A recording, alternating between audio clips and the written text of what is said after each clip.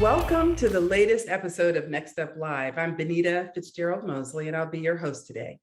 This interview series from League Apps features inspiring stories from people, news, and happenings all around the country. And today, I'm especially excited to talk with Katrina Adams. Katrina's list of Hall of Fame worthy accomplishments includes being the youngest and first Black person to become CEO, Chairman, and President of the USTA, otherwise known as the United States Tennis Association. It's a pleasure to see you, Katrina. Thank you for joining us. Oh, thanks, Benita. Happy to be here. Thanks for having me.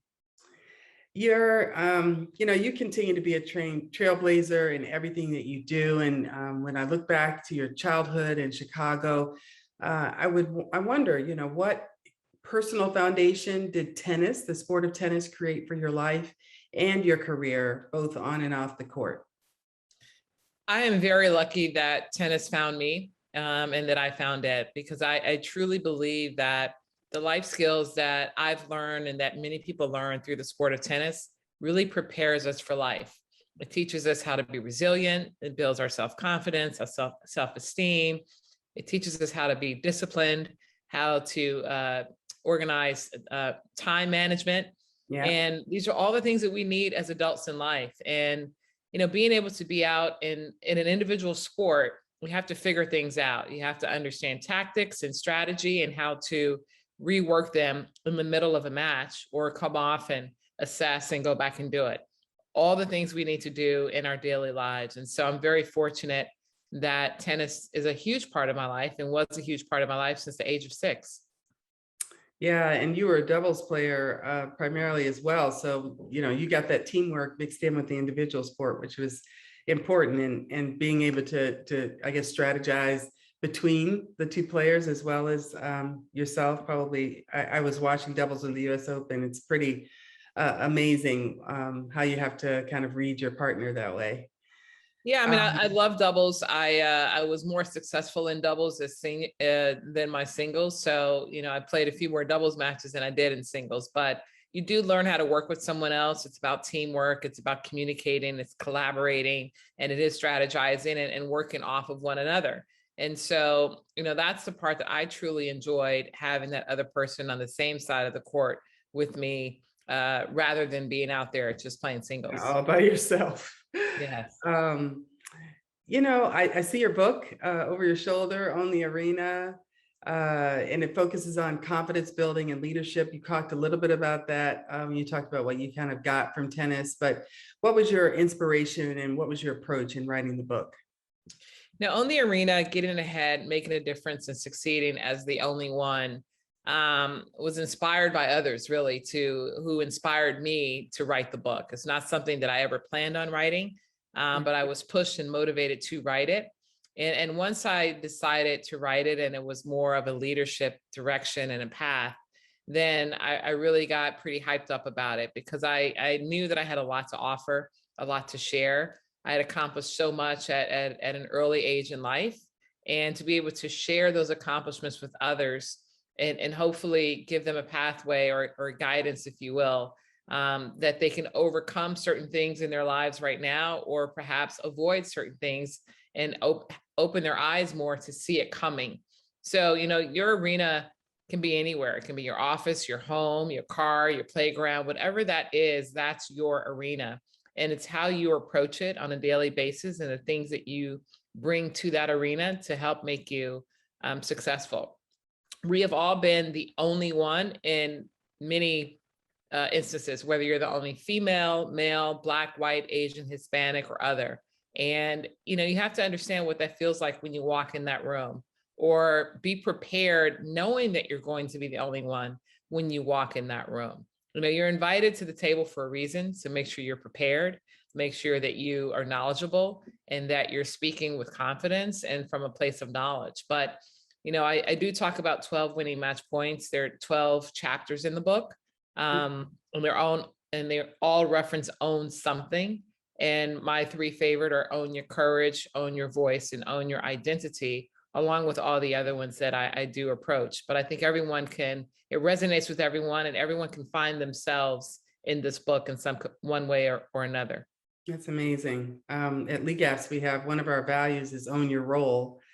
It's really important. I think it's probably speaks a lot to your book about, just having the confidence to take ownership of the role that you have in an organization, in your family, in your community, and do that with, to the best of your ability. So I know it's a great book, and I hope I encourage others to read it. We work with thousands of sports leaders, youth sports leaders at League Apps, and they're striving to help develop self-confidence and leadership in young people. So, do you have any advice for how they can approach this as a skill development tactic in their organizations? Because we talk about sports-based youth development organization. I know Harlem Junior Tennis and Education Program is that. We'll talk about that more specifically a little bit later. But having had that experience, and of course, having written the book and lived many of those, that advice yourself, I just wonder how you might guide others in helping young people develop those skills as well. I think the most important thing is that you as a leader are a great listener, so that you can actually hear what the other person is sharing with you. Especially young people, right? Yes, most importantly with young people, because they need to be heard. And too often we're trying to give them advice without even understanding where they're coming from. We cut them off because we think we know where they're going, because we don't take the patience or the time to actually just sit and listen before we respond as adults. And so, having worked with youth for 20 years, it's important that we are great listeners so that we can then kind of digest what they're saying. And if you do have some sound recommendations or advice that you can give them, you do so, but also understanding that you're not their parent, or you're not their guardian, and that you have to be careful with what you're sharing and how you're sharing it. And so the one thing that you have to build with our youth is their trust. And a lot of times with us, myself and other staff members, when we've been dealing with our youth, we let them know that this is between me and you, unless it's a life-threatening situation, something that's harmful for you, or if it's a situation that you're in that you really need, a greater advice than myself. We let them know that, hey, I'm going to have to share this with your parent or with your teacher or whomever that might be, and let them know that upfront so that they can still feel confident and say, well, I need to get this off my chest, and that's okay. Because they know that we are not going to chastise them, berate them, or accuse them of anything without hearing, let's talk about it. And so, okay, let's get your mom or dad on the phone.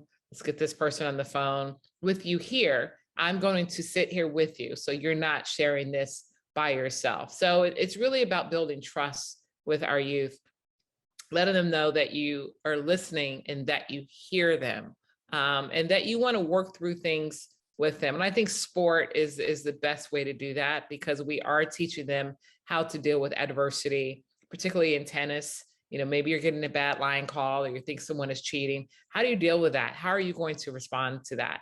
Because we feel cheated in life daily in some capacity or another. And so how do we deal with that? How do we address this person? And that's, those are just a couple of the things that I love being able to work with our youth, and helping them develop these skills to better themselves. Yeah, listening and building trust. Those are two keys, I think, for educators, for coaches, and quite frankly, for parents, because I I have a teenage daughter myself and a son that's in college too, two seniors, actually, a senior in high school and a senior in college. And it never, it never stops, really. You want to have your heart and your mind open to them, hear what their issues are, before you start running into solutions, Right. So recently we had a guest on NextUp Live. His name is Rashawn Hordsby, and he runs a Camden, New Jersey sports program. And they just introduced a young girls tennis program this past summer. And so I just wonder, for you, how do you feel like these local initiatives, how important they are to growing the sport and creating opportunities for girls who otherwise wouldn't have access to them? Yeah, I mean, that organization is in Camden, New Jersey, and a very underserved community, an area of Camden. And I think when you look at programs like mine in Harlem, I mean, it's so important that these kids have a place to go. They Yeah. have a belonging or a sense of belonging, that they know that they are getting assistance in helping them develop their talent, whatever that talent might be. It's a collaboration that they have. It's just new friendships that they're building with these other kids that they may not otherwise have relationships with in school or in their community, depending on how safe your environment is to even go outside your doors. And so what these programs are doing are providing a safe place for these kids. It's providing them a sense of hope because they are learning something different. They're learning something new. They're able to see their progress right before their own eyes, or see the progression of their friends right before their own eyes, which might motivate them even more to do better or want to do better.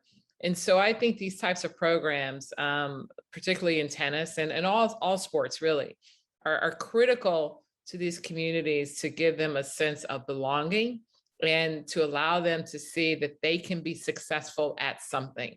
Not everyone's going to be a professional athlete, Right. but it's the skills that we learn from that open doors for us, that we can put on our high school application if you're trying to go to a private school, or your college application.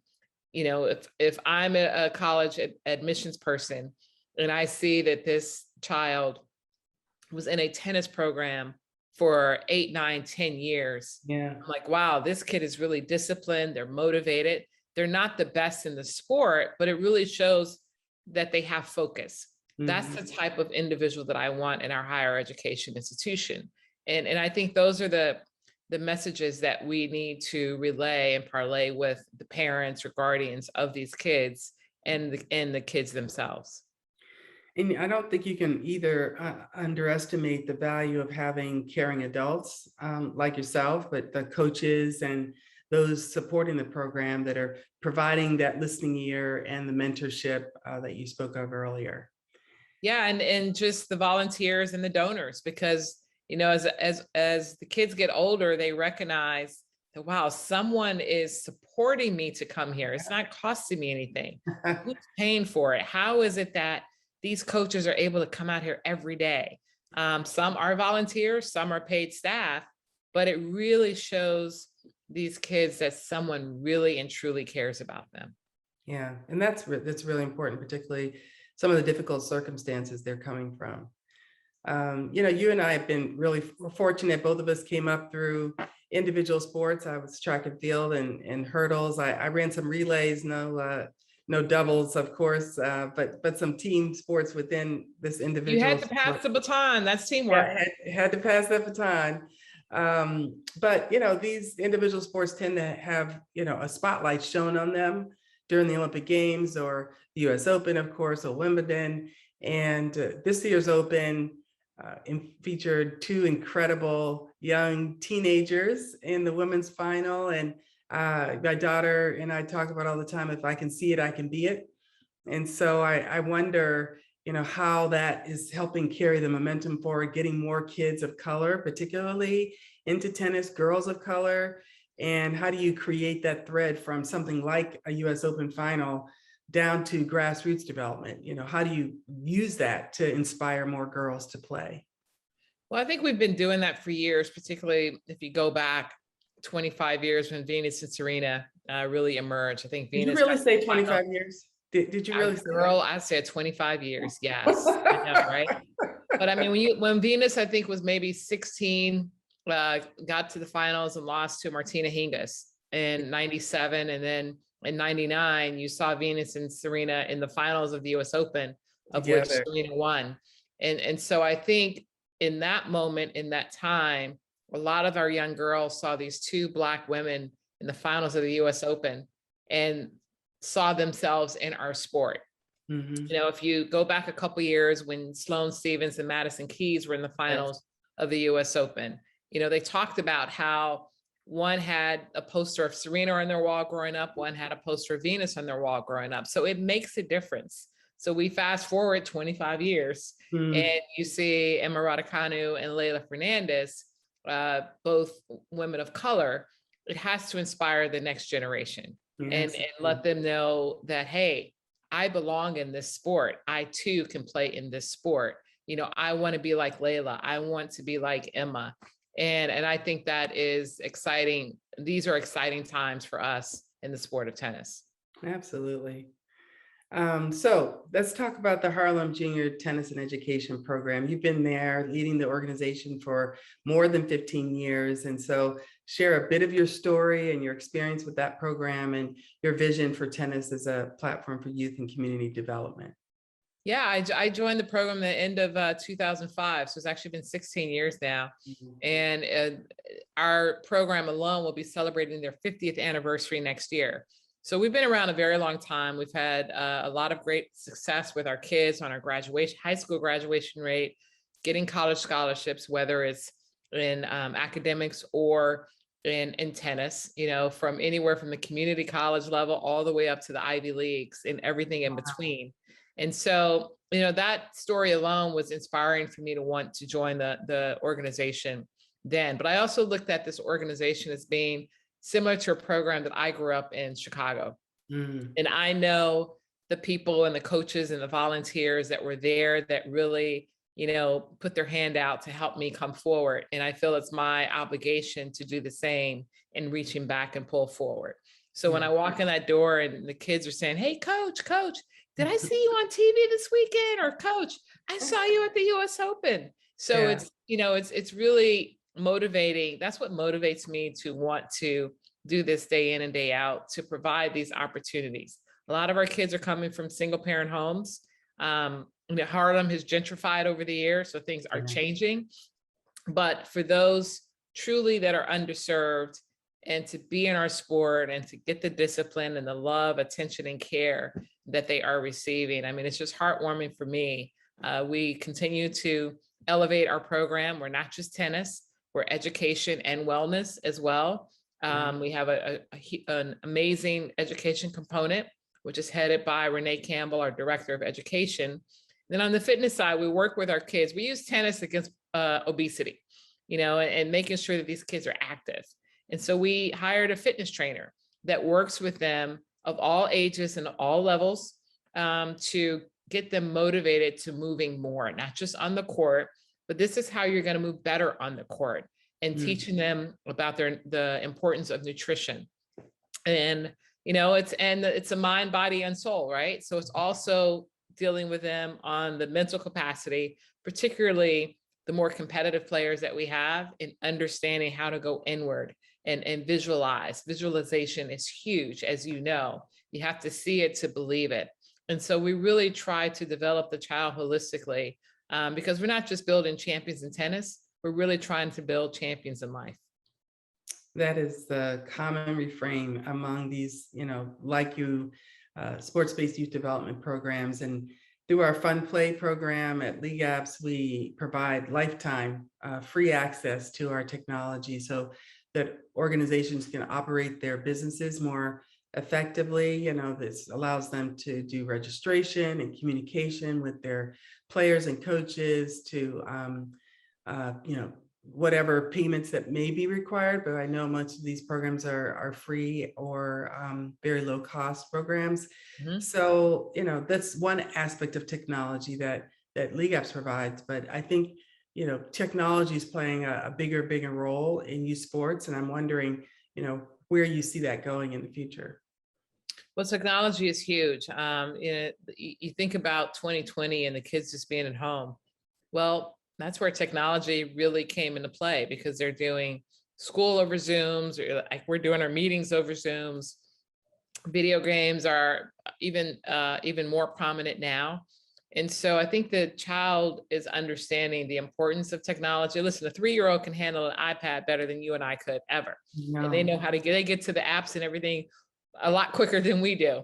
So technology is the key to success going forward, because that's the age we are now in, and it's only going to get more progressive. And so the more that we can use these tools and introduce technology to our kids at a younger age, to where, they're teaching themselves how to type properly without ever looking at a manual, right? They just figure out the keyboard and they go and they're typing, a mile a minute.